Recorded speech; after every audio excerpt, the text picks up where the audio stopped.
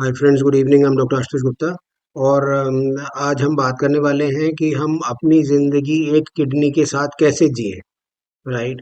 So many times we can have some the issues with the baby, in fact, in which one of the kidneys which we identify is sort of a non-functional, and there could be a finite chance that probably we might need a partial or a total nephrectomy after the baby is born, right? So we have had in the very recent past we have had two cases. In fact, it was a complete multicystic kidney disease involving one of the kidneys, but God forbid the other kidney was normal, and the amniotic fluid was normal, and that kidney we followed it out, and then we identified that the contralateral kidney was normal, right? So all difficult counseling issues, so that we'll discuss.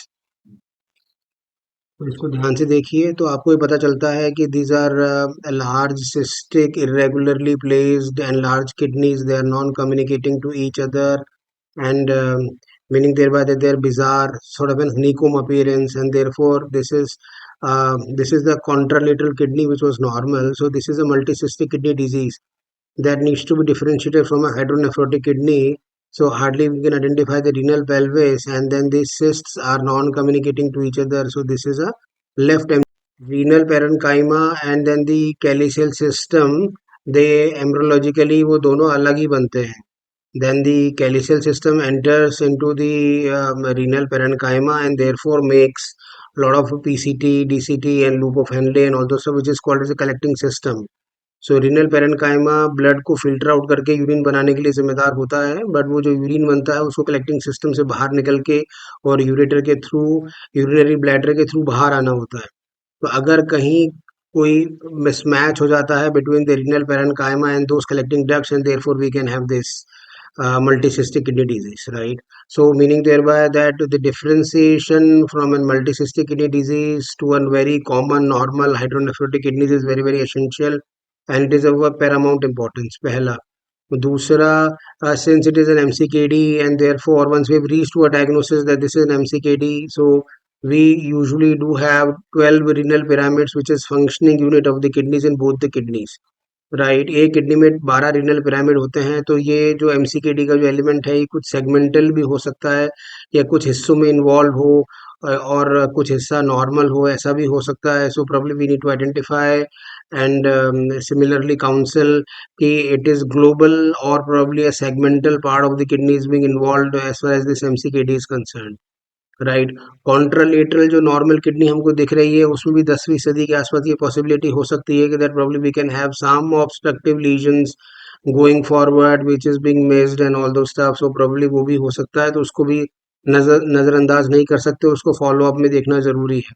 दूसरा, ऐसा भी होता है कि renal reflex होता है. So one kidney दूसरे kidney को देख के अपना रंग बदल लेती है. So which we can have an salt losing nephropathy in the advent that probably we are having an hydronephrotic or an MCKD kidney in one of the kidneys, and therefore the other kidney gets into a mesangial sclerosis, and therefore we can have a salt losing nephropathy, and therefore the जो concentrating capacity है normal contralateral kidney की वो भी lose out हो जाती है, and therefore so probably we need to have an eye for that particular part also कि amniotic fluid या polyhydramnios तो नहीं हो रहा है, और बहुत तरह की बातें हैं, राइट.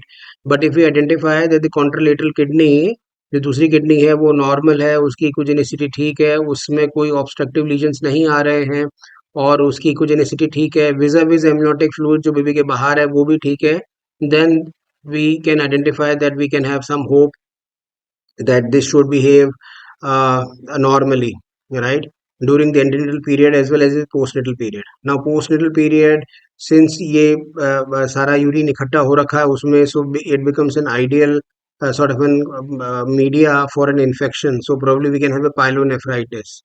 दूसरा, we can it can also lead to hypertension, and therefore we can have, and some finite chance that probably it can lead to some sort of a malignancy and adenocarcinomas and all those stuff, right? So a close watch when the baby is born in a postnatal period is very very required, is mandatorily, and it is warranted. And if this can even lead to hematuриas and hypertensions and mass effects and probably some sort of an nidus or an adenocarcinomas for the kidney, RCC.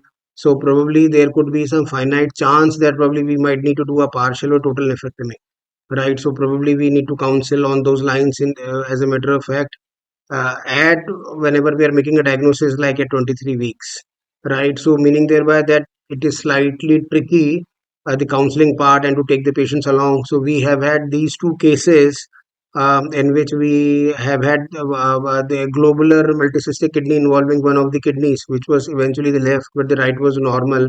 And both of them, both the families, they are continuing with the pregnancy. So meaning thereby that living with almost one kidney and identifying that sort of a disease or a pathology in an antenatal period at something on 20 weeks is the counseling is very difficult and somewhat very tricky, right? Thank you very much for your patience.